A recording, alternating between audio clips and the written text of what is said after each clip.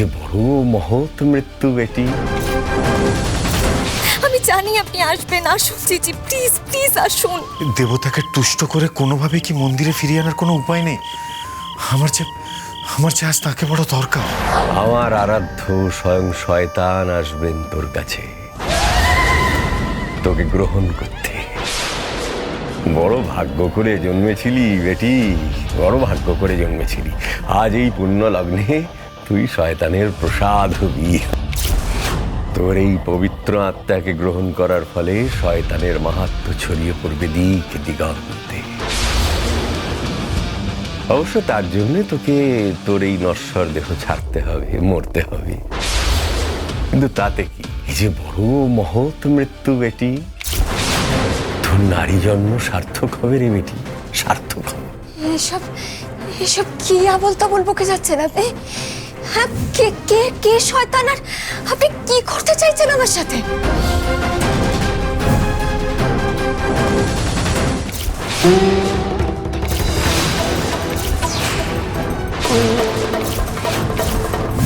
ও, আপনি আপনি তার মানে স্যাটানিক কাল্ট ফলো করেন?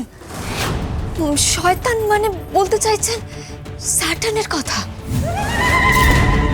আপনি ডার্ক এনার্জি এনহান্স করতে আমায় মার্ডার করবেন? আপনি আপনি যে শুধুমাত্র স্যাটানিক কাল্ট ফলো করেন তাই নয়, আপনি আপনি একজন মার্ডারার, আপনি একজন ক্রিমিনাল। আপনাকে আমি পুলিশে দেব।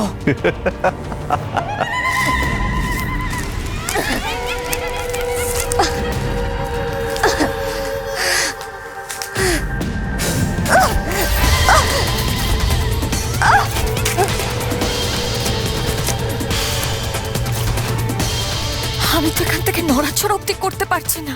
আপনি তো আমাকে আগেও বাঁচিয়েছিলেন জিজি, এবারও আসবেন না আপনি? আমি জানি আপনি আসবেন, আসুন জিজি, প্লিজ প্লিজ আসুন। তার ভক্তরা নারায়ণকে রক্ষা করার জন্য রুখে দাঁড়ায়নি, তাদের দেবতাকে রক্ষা করেনি। তার জন্য প্রভু কুপিত হয়ে পাতাল প্রবেশ করেছে। তারপর থেকে নানা রকম মরক, অশান্তি, দুর্যোগ লেগেই থাকতো এই গ্রামে। এই গ্রামে যে রিসর্ট আছে সেখানে কিছু লোকজন আসে, তাছাড়া এই গ্রামে আর কিছু হয় না। গ্রামের সব লোকজন প্রায় গ্রাম ছেড়ে চলে গিয়েছে, এই গুটি কয়েক পরিবার পড়ে আছে আর কি। কিন্তু কিন্তু ঠাকুরমশাই, এই দেবতাকে তুষ্ট করে কোনোভাবে কি মন্দিরে ফিরিয়ে আনার কোনো উপায় নেই? আমার যে আজ তাকে বড় দরকার। উপায় একটা আছে বটে। একবার এক সাধক এসেছিলেন এই মন্দিরে। তিনি ভবিষ্যৎবাণী করেছিলেন একদিন এক পরম বৈষ্ণব আসবেন এই মন্দিরে। তার ভক্তিতে, বিশ্বাসে প্রভুর সব রাগ গলে জল হয়ে যাবে। তিনি মুখ তুলে চাইলে এই গ্রাম সাপ মুক্ত হবে। আমি তো সেই আশাতেই প্রভুর নিত্য সেবা করে যাচ্ছি, কিন্তু কই, আজ অবধি তো সেই পরম বৈষ্ণব আসেনি।